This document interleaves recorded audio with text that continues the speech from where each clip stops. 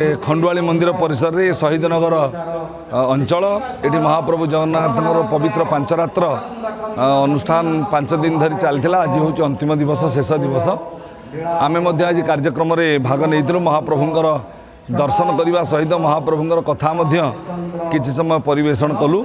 अति आनंद एमाने कर्मकर्ता माने अति सुंदर भाव में श्रृंखलार सहित पवित्र कार्यक्रम को चलई। तेणु जगन्नाथ संस्कृति जो प्रचार प्रसार करुँच आमर नारायण भाई टू आरंभ करी आमर प्रभात भाई पर्यंत ये कार्यक्रम सुदूर प्रसारी हो विश्वव्यापी हो। ओडिशा रे थिबा ओडिया माने ओडिशा बाहर भारत रे थिबा ओडिया माने भारत बाहर विश्व रे थिबा ओडिया माने यही जगन्नाथ पांचरात्र सहित निजको अंगांगी भाव जोड़ंतु ए प्रकार अपेक्षा करियो। जय जगन्नाथ। संगठन संपादक श्री जगन्नाथ पांचरात्र प्रचार समिति प्रथम थर पाई खंडुआली मंदिर प्रांगण में बासंतिक दुर्गा पूजा अवसर में आम श्री जगन्नाथ पांचरात्र समिति एवं खंडुआली माँ बुढ़ी ठाकुराणी सांस्कृतिक समिति मिलित सहयोग श्री जगन्नाथ पांचरात्र अनुष्ठित हो जाए। आज शेष दिन गोवर्धन पीठर राष्ट्रीय प्रतिनिधि मातृप्रसाद मिश्र, उद्घाटक भाव डॉक्टर अशोक महापात्र आउ अन्यान्य प्रतिनिधि माने पुरी आसी जोग देइथिले। आमर स्कंद पुराण जोटा कि भगवान का पुराण आम जगन्नाथ का पुराण सेमानकर उक्ति भी सेया थिला। जहाँ अच्छी बही रे जहाँ शास्त्र अच्छी से ही कथा उपरे आलोचना हो। याडू साडू मिसिक अलग गीत जो पारंपरिक गीत भजन यही टाइप आलोचना हो। आगामी दिन में आम हरिद्वार रे जून 1 रु जून 5 जाए के श्री जगन्नाथ पांचरात्र अनुष्ठित होउची। जो मैंने जावाक चाहिए आमको जोगाजोग करूँ।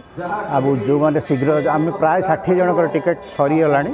आपण जो मैंने टिकेट काटिकी स्थान संरक्षण करने को चाहूँगी से माने शीघ्र करने को आम अनुरोध करुँ। धन्यवाद। श्री प्रभाकर मल्लिक श्री जगन्नाथ पांचरात्र प्रचार समिति भुवनेश्वर साधारण संपादक। आमर माँ खंडुआली पीठरे श्री जगन्नाथ पांचरात्र प्रथम थर पे हैला एवं 5 दिन काल खूब सुरखुर स्कंद पुराण आधारित समस्त विषय आलोचना करागला। महाप्रभुंकर महापुराण है स्कंद पुराण। स्कंद पुराण विषय आम 2012 मसीह आम प्रचार प्रसार कार्यक्रम कर ओडिशा बाहर एवं भारत बाहर नेपाल आम महाप्रभुंकर यही स्कंद पुराण आलोचना आम करूँ। आगामी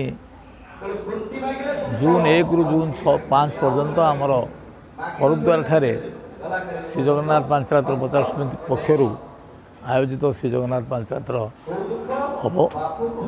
तेणु प्रोग्रामटी बहुत अति सुंदर है एवं मु परिशेष खंडुआली मंदिर जतक कर्मकर्ता एवं जो माने अनुष्ठान को चले नेले एवं प्रवक्ता एवं मीडिया भाई माने एवं समस्त को मोर आंतरिक धन्यवाद ज्ञापन करुच्ची।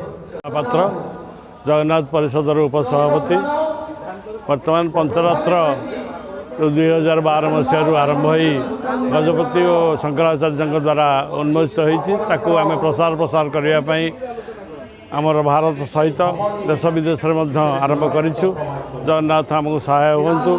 यही प्रचार प्रसार कार्य आम सफल हो प्रतिष्ठा करवा। यही अवसर में मुझे गोटे कथा कह जाऊँगी। हरिद्वार जगन्नाथ मंदिर नथिबारु आम हरिद्वार गोटे जगन्नाथ मंदिर आरंभ करूँ। जगन्नाथ सहाय हूँ से जगन्नाथ मंदिर शीघ्र कंप्लीट हो एवं आर वर्ष यही दिन को आम प्रतिष्ठा करार योजना रखीचु।